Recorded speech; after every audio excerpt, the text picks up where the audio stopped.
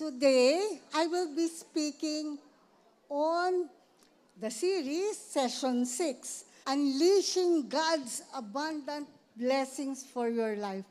I love that word, unleashing. When God unleashes His abundant blessings on us, something exciting is going to happen.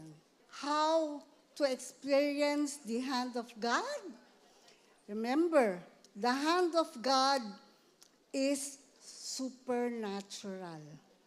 It is when God crosses time and space and comes to intervene in our lives. It's supernatural and usually it's public. Why? For His glory. Let's pray. Please pray with me. Father God, I need you, and all these ladies need to hear your message. Holy Spirit, please speak through me and to me. Lord, as I speak to these lovely ladies here this morning, I pray, Lord Jesus, that you will just open their minds, our hearts, our minds, Lord, so that we may hear your word clearly and accept and apply your word as soon as we hear it. Thank you, Lord Jesus, and I pray this in your most mighty name. Amen. Everybody said, Amen.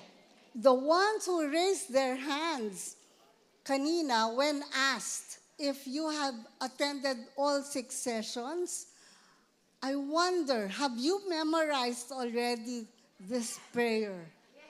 Yes. Ang daming mag-yes. Yes, have you memorized? Dito lang ang yes. Wala dito. All right. That's all right. Let's go through it. Jabez was more honorable. You know, the book of Chronicles, First Chronicles, starts chapter 1 pa lang. It chronicles the names, okay, of people. It's like a family tree. Nag-start siya, chapter 1, the sons of Noah. This is after the flood. So, the sons of Noah are, then chapter after chapter. Then it comes to First Chronicles 4, just lists names, but it stops. The author stops when it comes to First Chronicle 4, and he talks about Jabez. What does he say? Jabez was more honorable than his brothers. Why would God plan, okay, that moment? Nothing's an accident in God's kingdom. Nothing. Why would God plan at that moment that chronicler, that writer, okay, would stop and say Jabez was an honorable man, more honorable than his brothers? Why? Even if his mother named him pain or sorrow, he lived across the ages, centuries, with his name written on the most read book in the entire world, the Bible. Found in First Chronicles 4, there his prayer to God was written. Oh, that you would bless me, Lord, and bless me indeed.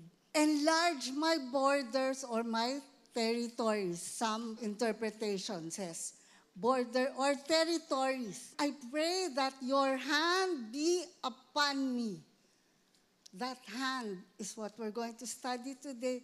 And take note that hand is supernatural or divine intervention of God. You know what? When we call that hand of God, that hand is a miracle. And then he says, oh, that your hand be with me and please keep me away from harm, Other interpretation says, keep me away from evil. Or in other interpretation says, I think the message, that it may not pain me and I may not cause pain to others. In your notebook, I think there are questions, personal preparation. This is your own personal, okay? Yours, for the hand of God. Number 1, can you answer that? It's yes, no, or not yet. Just answer it fast, no?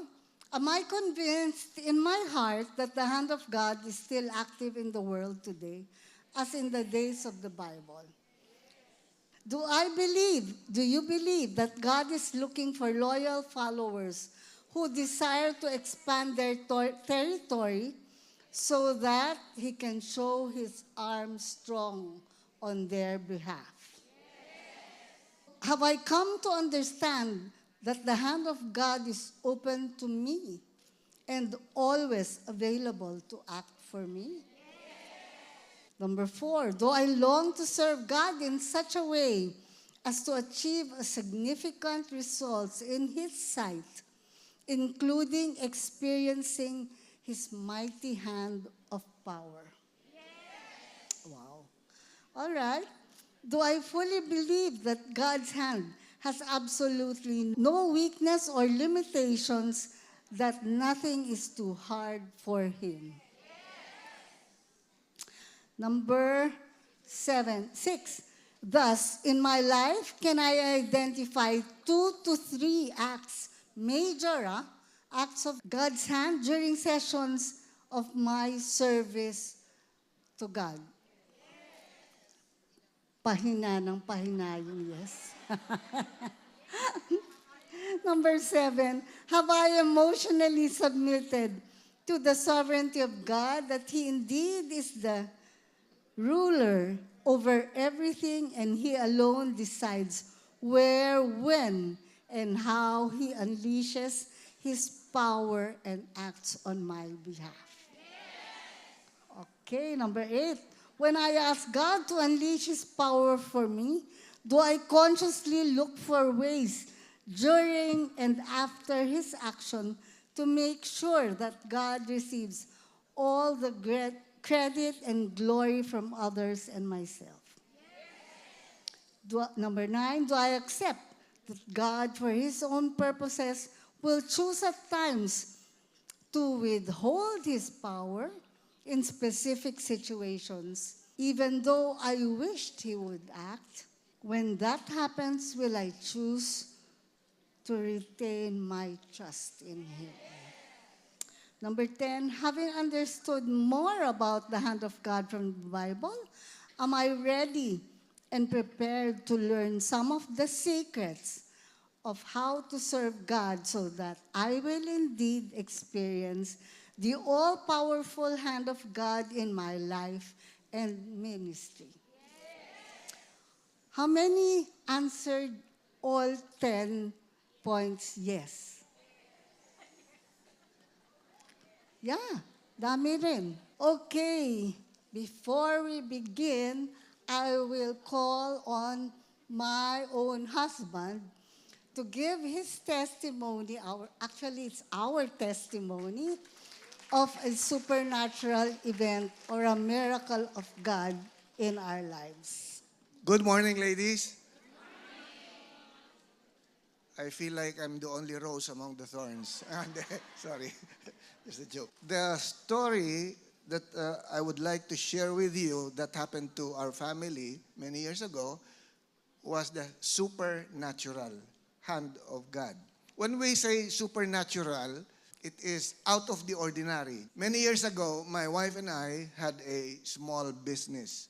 We sold computers. The income from that business was able to send our children, we had 5 sons, sending all of them to school. So you can just imagine sending 5 sons to school. One was in college, another one, 2 were in high school, 2 were in grade school. So it was quite daunting. But the business was sustaining our lifestyle. We had accepted Jesus into our lives. We had started a D group. And then in 1997, there was this crisis called the Asian financial crisis. You remember? Okay. O, yung nag-yes, matanda na kayo. Anyway, so we had a credit line with the bank to finance our inventories for our business. But because of the Asian financial crisis, the interest rates, we call that floating interest rate. Okay? Some of you may know that term. That means the interest rate on your loan moves every month. So, for example, this month it could be 10%, the next month it could be 16, 20%. 1997, the interest rate on our credit lines went up from 16% to 40%. So, in effect, all our income was going to pay the interest on our credit line. And we were not earning any money to support our family because it was all going to the bank.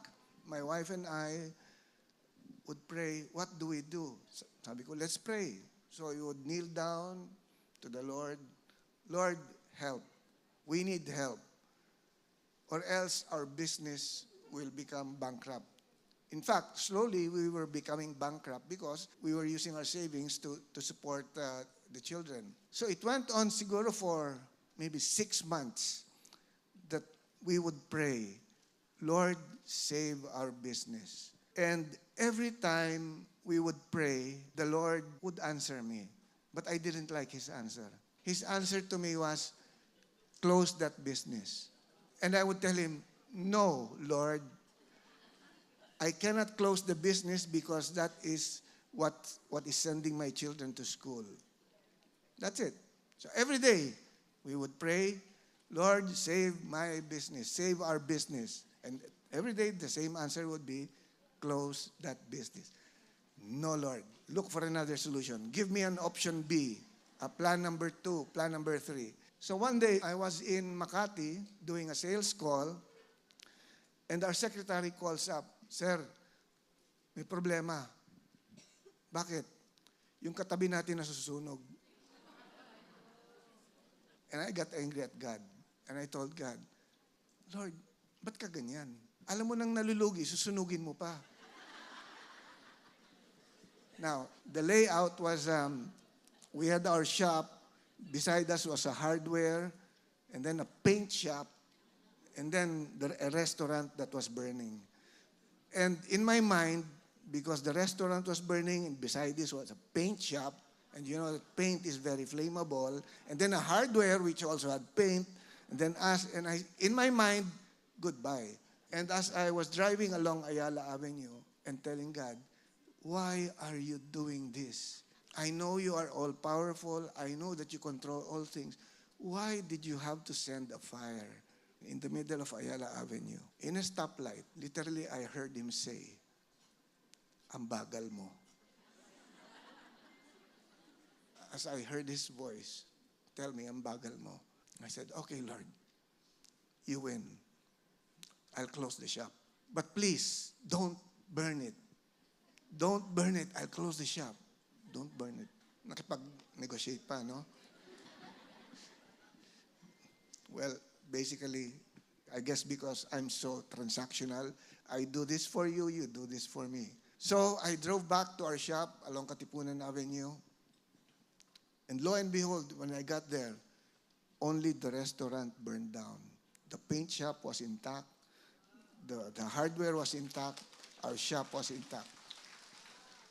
So that night, when we sat down for dinner with our kids, and we were saying, wow, thank you, Lord. You saved the shop. You didn't burn down our source of income.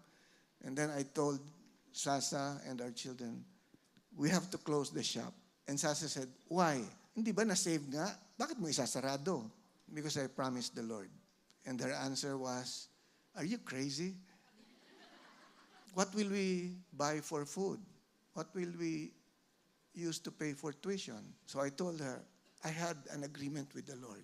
Save the shop, I will close it. And in my mind, kumbaga, nakipagtalo ka sa Panginoon.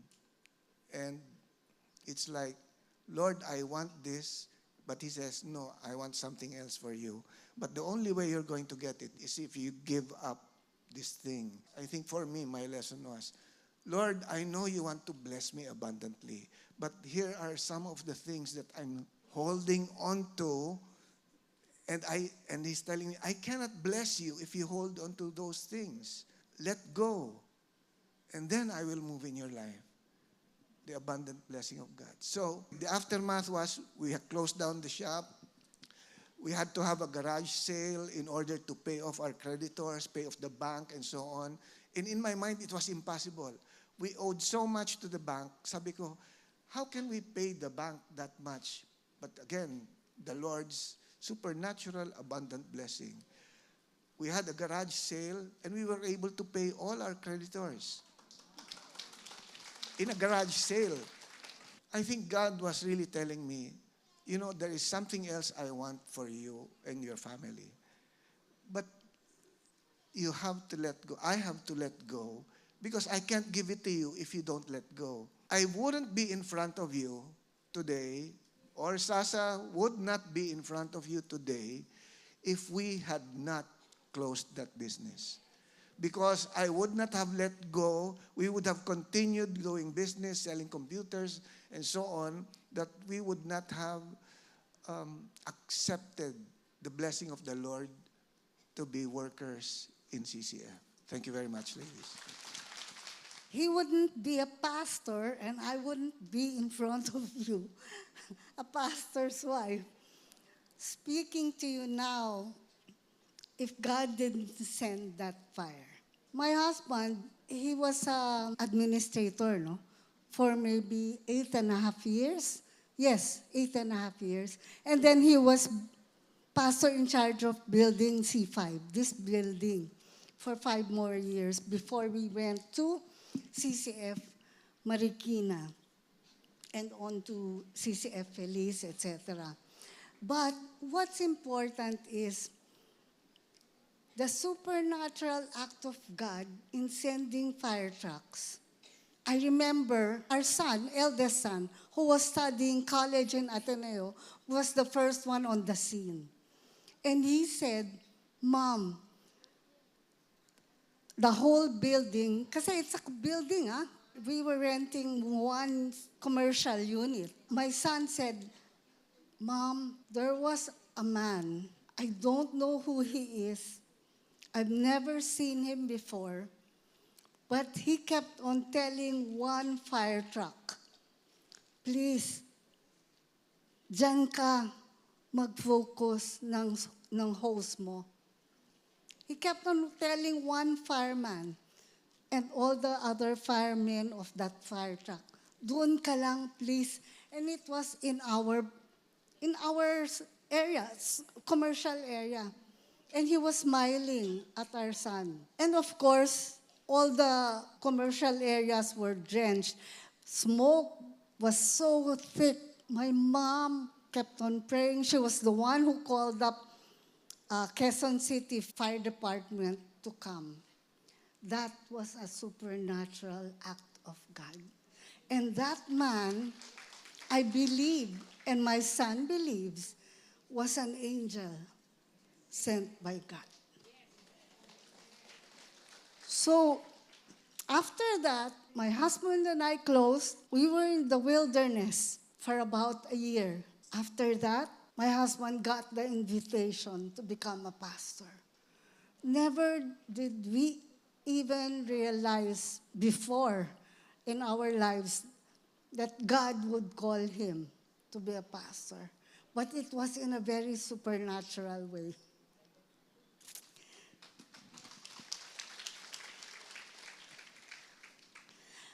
So there's this supernatural miracle. There's this miracle that God did in Joshua 10:12. Let's read it first. Together, please. Then Joshua spoke to the Lord in the day when the Lord delivered up the Amorites before the sons of Israel. And he said in the sight of Israel, O sun, stand still at Gibeon, and O moon in the valley of Ajalon. So the sun stood still, and the moon stopped, until the nation avenged themselves of their enemies. Verse 13, is it not written in the book of Jashar? And the sun stopped in the middle of the sky and did not hasten to go down for about a whole day. There was no day like that before it or after it, when the Lord listened to the voice of a man, for the Lord fought for Israel. What's the background? Gibeon was a very key city. It was a big city, like Metro Manila. And they made peace with the Israelites. The Israelites were even living beside them or near them. And 5 kings went to attack Gibeon. So Gibeon asked Joshua, the Israelites, please come and help us. We are being attacked by 5 kings. So Joshua marched a whole night. I'm giving you the background. If you read it, please read the full chapter. And Joshua marched a full night, and he reached Gibeon. They fought for one whole day. But Joshua knew that they would lose the war if night comes. Joshua knew that because then the people would be so tired and have to rest, and they would be attacked. Remember, 5 kings, and they would be attacked or surrounded at night. Joshua knew that, and Joshua prayed. The Lord answered his prayer in verse 8 and said, do not fear. I am with you. I will answer your prayer. None of your men will be hurt. God, imagine, loves Joshua so much that he answered the prayer. It was like God was looking around the world, to and fro, looking whose eyes were loyal to him, whose eyes were dependent on him, dependent, loyal. So God just wants a heart that is loyal to him, and he will answer. Definitely. He'll say, I know what you need. No problem. You got it. And so this is what happened. It was late afternoon. Joshua knew. So he spoke to the Lord in the day when the Lord delivered up the Amorites. And Joshua was praying to God.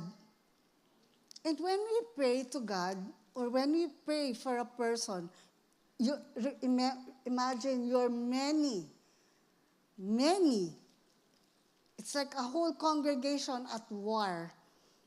Joshua, I can imagine, had this is one commentary, had his hands up high, held up high, looking at the sun and said, sun, stand still.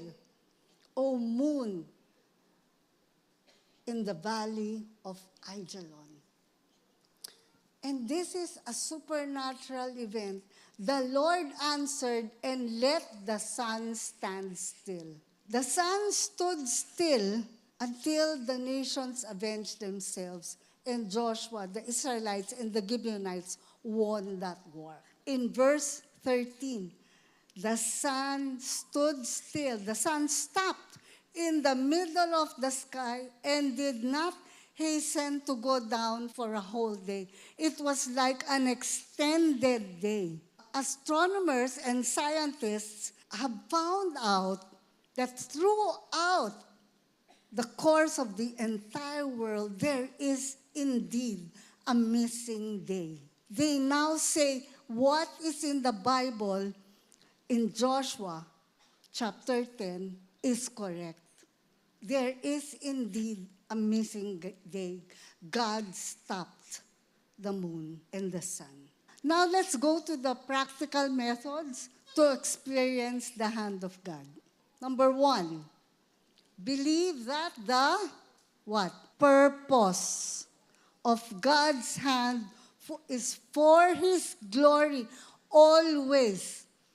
When God makes a miracle in your life, in our lives, in the New Testament, in the Old, and you can see the miracles that Jesus did in the New Testament, it was always for whose glory? The Father's glory and His own glory, because Jesus is God. The beauty of it is that it's the miracles that God can do today in your lives is for His glory, but for your good. Always for our good. The heavens declare the glory of God. The skies proclaim the works of His hand. Looking up at the skies, the heavens, all heavens declare the glory of God. And the skies proclaim the work of whose hand? His hand. Ephesians 2:10, for we are His workmanship, created in Christ Jesus for good works, which God prepared beforehand so that we would walk in them. God prepared us for good works. It is His hand preparing us, not for our salvation, but as fruits of our salvation. Isaiah 41:10, so do not fear, for I am with you. Do not be dismayed, for I am your God. I will strengthen you and help you, and I will uphold you with my righteous right hand. These are some verses lang that contain the purpose for which God makes miracles or comes down to help us and brings supernatural events, or we can call them divine intervention. Number 2, rest in the protection of God, including His timing and choices. Pastor Roy's, my husband's testimony, God had a purpose, always for His glory and for our good. God had a purpose for wanting Him to close down our business.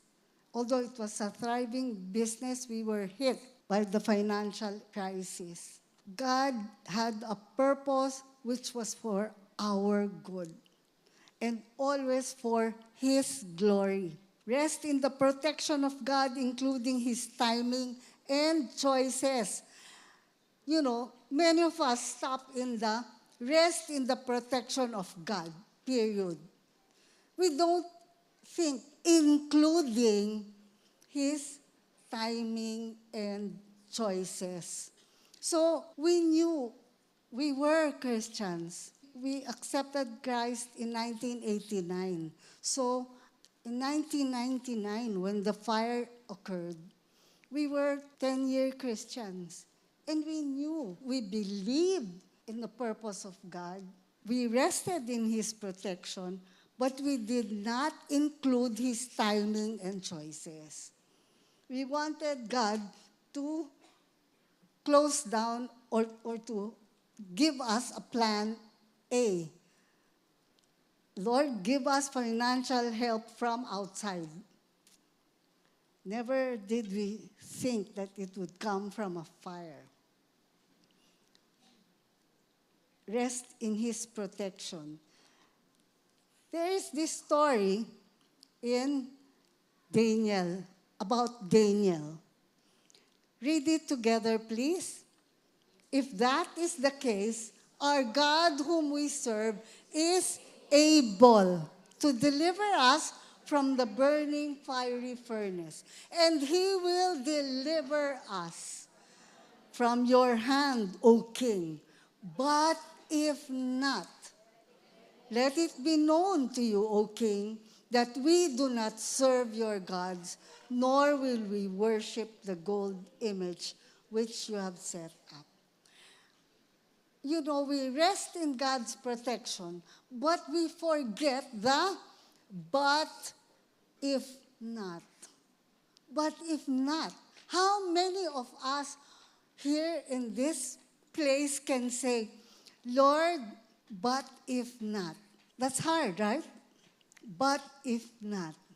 Let it be known, Lord, but if not, then we will close the business. We will do it your way.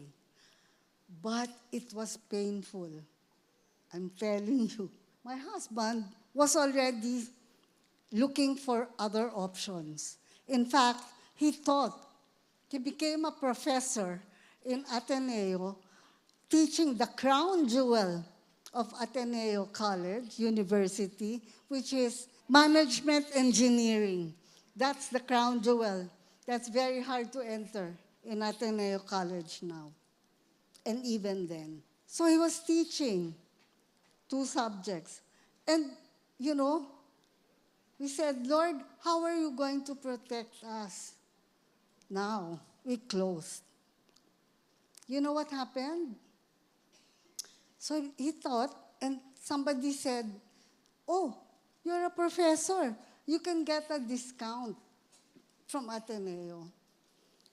So he applied for discounts for our children, 4 boys who were in the Ateneo at that time. You know, again, God made the miracle.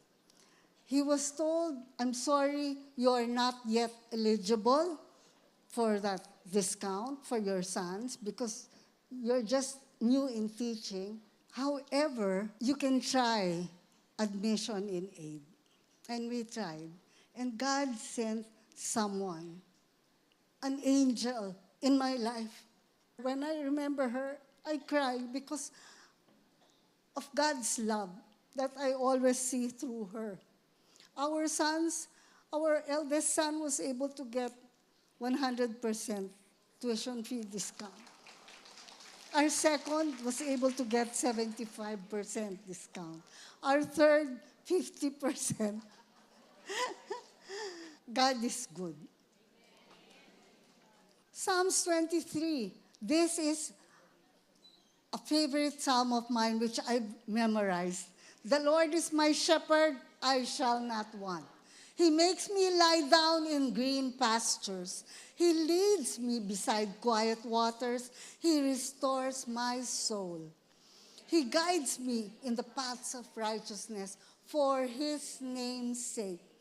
Even though I walk through the valley of the shadow of death, I fear no evil, for you are with me. Your rod and your staff, they comfort me. You prepare a table for me, a table before me in the presence of my enemies. You have anointed my head with oil. My cup overflows. Surely goodness and loving kindness will follow me all the days of my life, and I will dwell in the house of the Lord forever. I have highlighted that though I walk through the valley of the shadow of death, you know why? That is the but if not.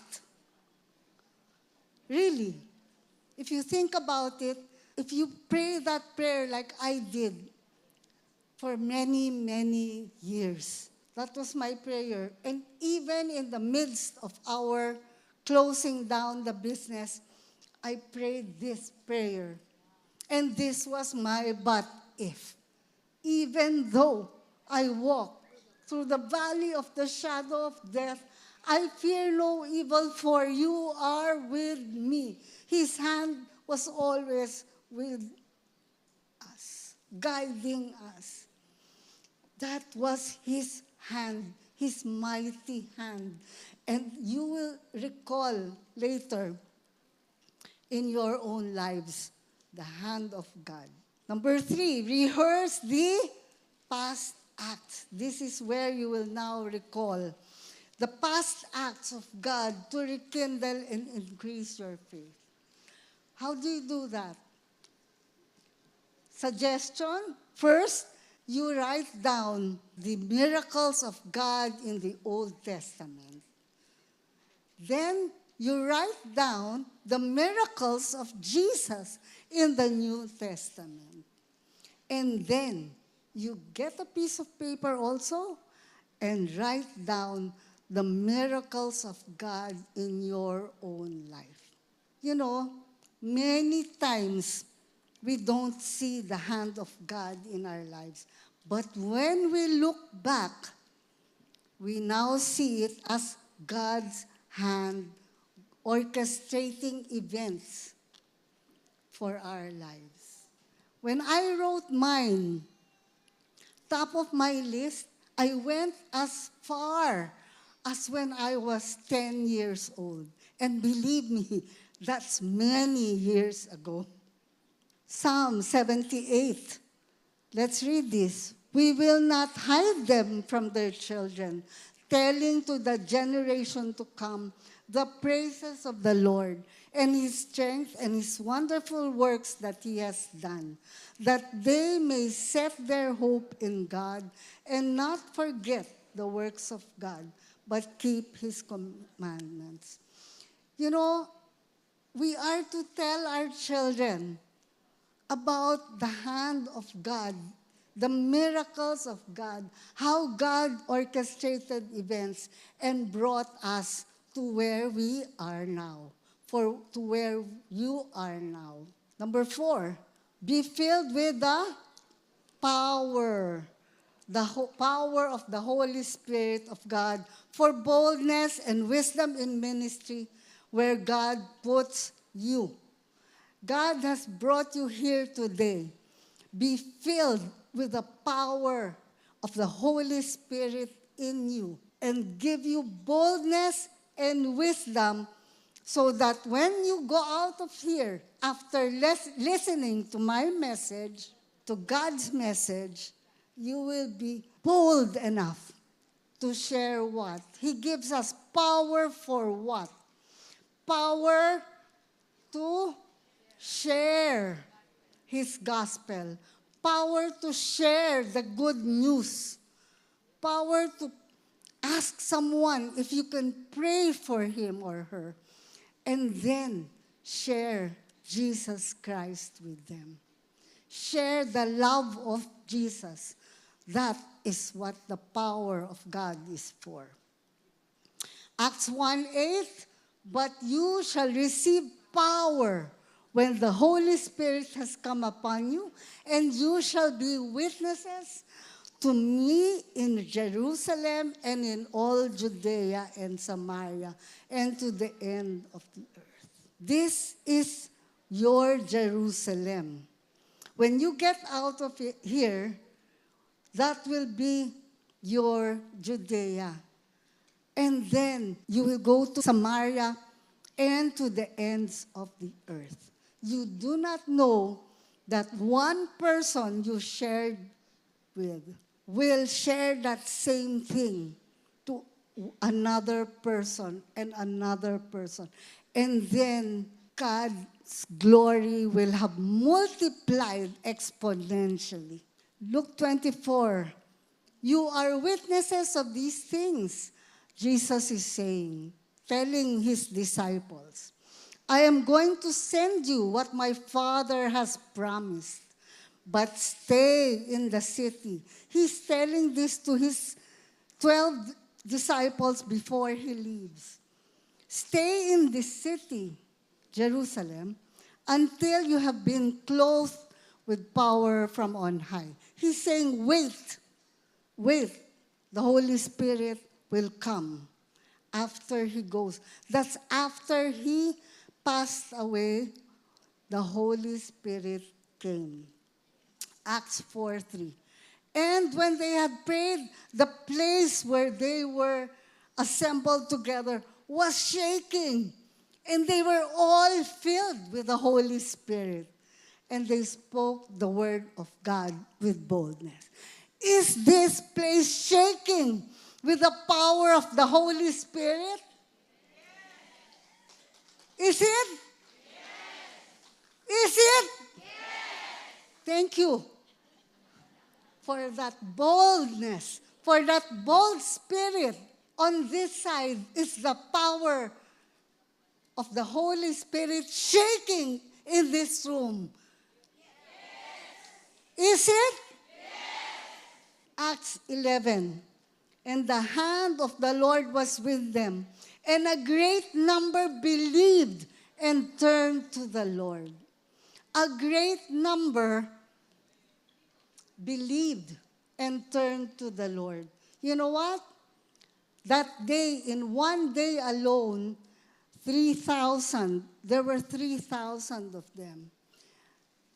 And they shared this. And God's glory and God's purpose was fulfilled.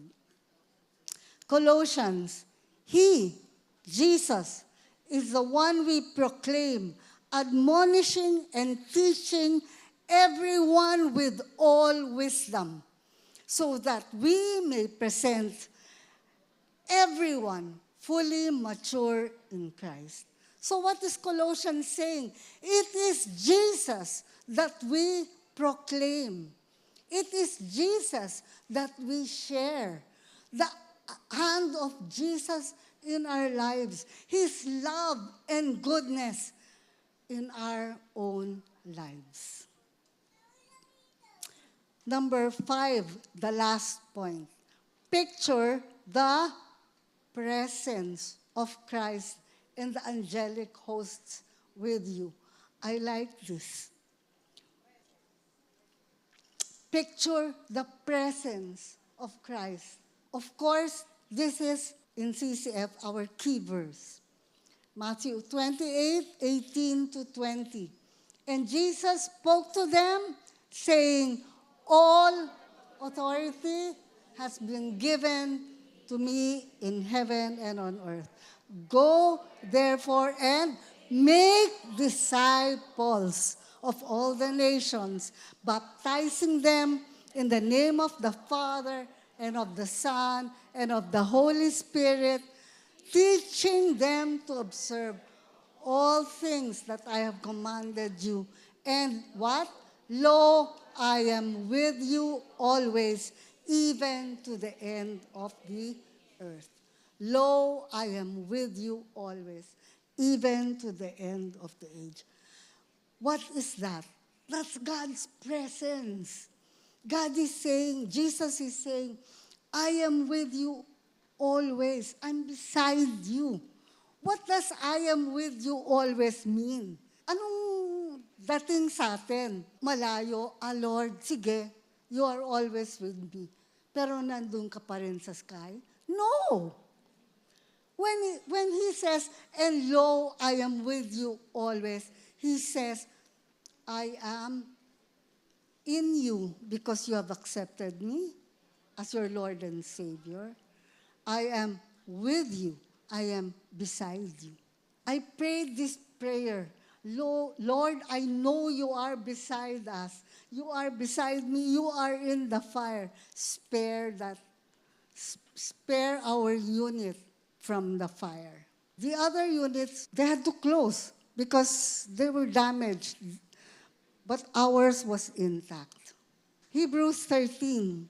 For he himself has said, I will never leave you nor forsake you. What does I will never leave you or forsake you mean? It means just that. Jesus will never leave you or forsake you. So we may boldly say, the Lord is my helper. I will not fear. What can man do to me? One more verse, 2 Kings. This is a very nice illustration of the presence of angels. Do you know there are angels around you all the time? 24/7. Let's read together. And when the servant of the man of God arose early and went out, there was an army surrounding the city with horses and chariots.